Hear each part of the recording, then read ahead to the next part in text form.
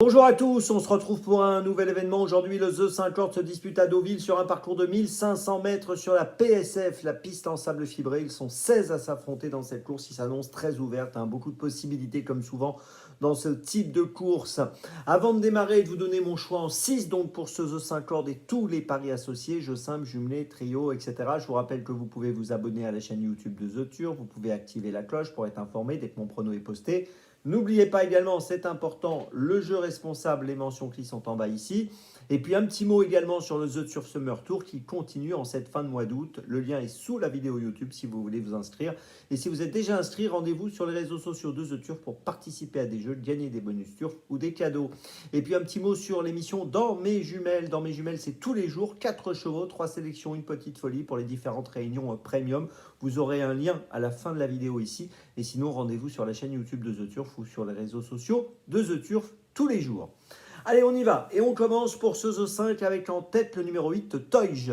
Alors, c'est un cheval qui me semble avoir une très belle chance à défendre dans cette épreuve. Il reste sur une 6e place dans le prix de la Villa Lucie. Il était ce jour-là battu de très peu. Il était à moins d'une longueur du vainqueur. Il n'était pas très bien parti. En plus, il avait vraiment très bien couru pour vraiment échouer, je l'ai dit, aux portes du The 5 et vraiment à une longueur, moins d'une longueur du vainqueur. Ici, je pense qu'il est capable de jouer un premier rôle si tout se passe bien. Il a fini 6e aussi à Saint-Cloud auparavant au mois de juin et je lui fais confiance dans cette épreuve associée à Michael Barzalona. Ça me semble être un point d'appui intéressant. En deuxième position, j'ai placé un concurrent qui a un profil intéressant, c'est le numéro 2, Climate Change. Il a 4 ans, il n'a couru que 9 fois, il a fini 5 fois sur le podium. Il dépend de l'entraînement de Stéphane Vattel, il sera monté par Alexis Pouchin, il est tout neuf. Il vient de conclure 9e du grand handicap de Deauville sur 1600 mètres en ligne droite. La performance était honnête, on va dire. Il a gagné à Clairefontaine auparavant au mois de juin. Ici, je pense qu'il est très compétitif. Il devra gérer un numéro à l'extérieur dans les stalles de départ. C'est peut-être ça qui peut être un peu délicat pour lui. Il a le 16 sur 16, donc c'est jamais simple. Mais bon, je fais confiance à Alexis Pouchin pour se sortir de ce numéro délicat. En troisième position, j'ai placé le 7 Quartz du Houlet. Alors c'est un cheval qu'on connaît bien dorénavant. Il avait bien couru à Saint-Cloud au mois de juin avec les œillères australiennes. Depuis, il a recouru dans le prix de Bayeux à Deauville au début du mois d'août sans œillères australiennes. Il a fini 8e, mais bon, c'était pas si mal. Et là, on lui remet les œillères australiennes. Et je pense qu'il sera mieux avec les œillères australiennes. Donc je pense qu'il faut le garder sur le podium. Je pense qu'il est largement capable de terminer dans les 3 aujourd'hui.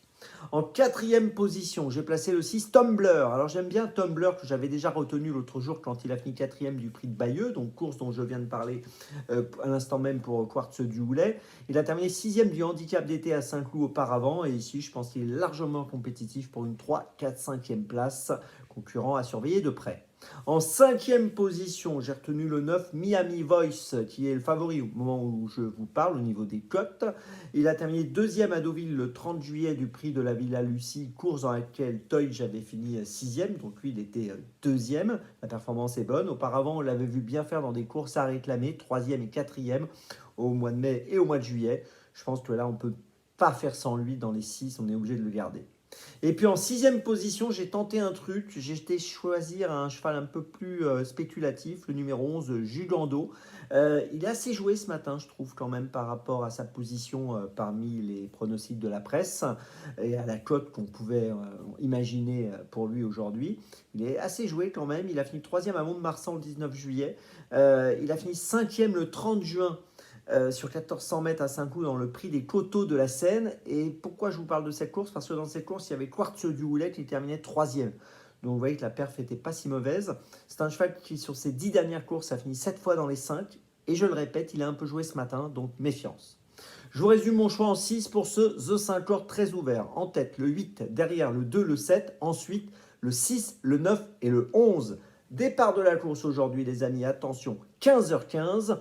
On se retrouve maintenant demain pour Vincennes et d'ici là, avec The Turf, ça va aller. Et puis n'oubliez pas, c'est important, je le répète, dans mes jumelles, l'émission avec le lien ci-dessous. Bon dimanche!